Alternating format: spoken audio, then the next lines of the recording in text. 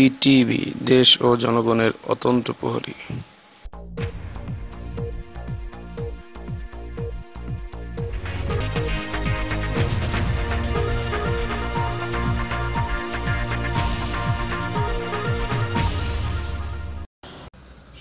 সম্প্রতি পবিত্র ঈদুল ফিতর উপলক্ষে শরীয়তপুরের চরবাগায় ১০০টি গরিব ও দুস্থ পরিবারের মাঝে রবিবার বেলা ১২টায় শাড়ি, সেমাই, চিনি ও নগদ ৫০০ টাকা প্রদান করেন চরবাগা জনকল্যাণ যুব সংঘ।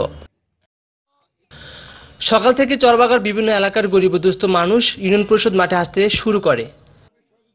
ঈদ বস্ত্র বিতরণের পূর্বে উপস্থিত সকলের উদ্দেশ্যে সংগঠনের সাধারণ সম্পাদক বলেন, আপনাদের জন্য কিছু করতে পারাতে আল্লাহর কাছে শুকরিয়া জ্ঞাপন করছি। সাহায্য নিতে আসা এক পরিবার আবেগে আলোকিত হয়ে পড়েন এবং সংগঠনকে ধন্যবাদ জানান। ৩ বছর ৪ মাস হয়, এই জন্য আমি এগুলো পাইলাম এবং কি খুশি হলাম। তারা আমার দ্বারা চরবাগার অবহেলিত জনগোষ্ঠী কল্যাণার্থে আর্থ মানবতার সেবা লক্ষ্য নিয়ে ২৬ মে ২০১৭ কার্যনির্বাহী কমিটিতে জান শরীফ মাজিকে সভাপতি ও কাজী সর্দারকে সাধারণ সম্পাদক করে সম্পূর্ণ অরাজনৈতিক সামাজিক সংগঠন হিসাবে চরবাগা জনকল্যাণ যুব সংঘে আত্মপ্রকাশ হয়।